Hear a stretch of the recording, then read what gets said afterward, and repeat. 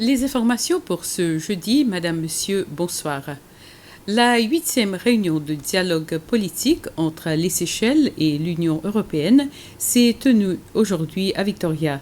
La réunion annuelle, qui est une étape importante du partenariat de longue date entre l'Union européenne et les Seychelles, était coprésidée par le ministre des Affaires étrangères et du Tourisme, Sylvestre Radegonde, et l'ambassadeur de l'Union européenne auprès des Seychelles, Vincent Deguerre.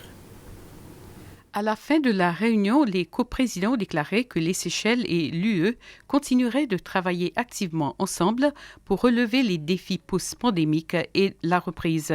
Ils ont également convenu d'explorer davantage la coopération dans les domaines de la sécurité maritime et mondiale, de l'économie bleue et de la gestion durable de la pêche, ainsi que de la préservation de l'environnement et de la lutte contre le changement climatique.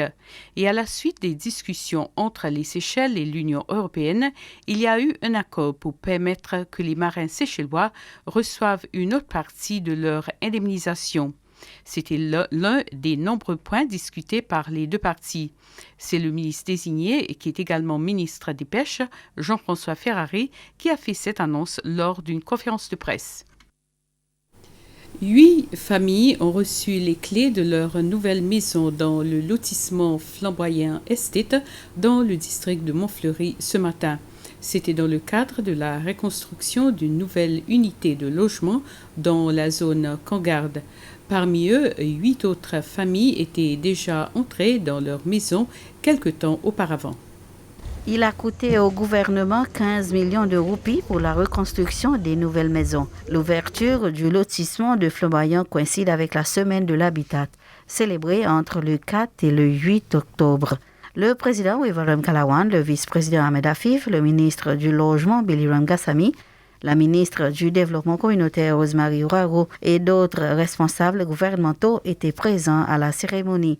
Tout en adressant les invités, le ministre Ramgassamy a appelé les locataires à vivre dans l'unité et à ne pas tolérer les comportements antisociaux dans l'environnement.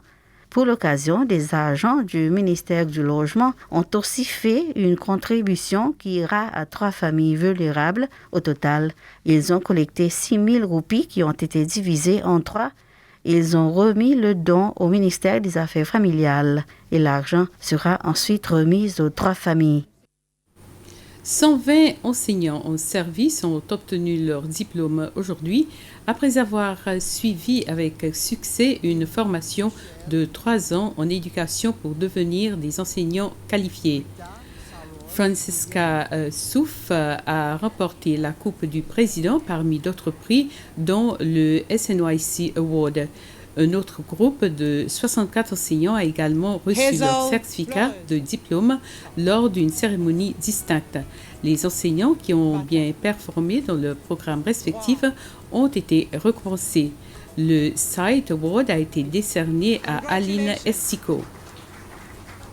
Nous sommes arrivés à la fin de ce flash. Merci de l'avoir suivi. Bonsoir.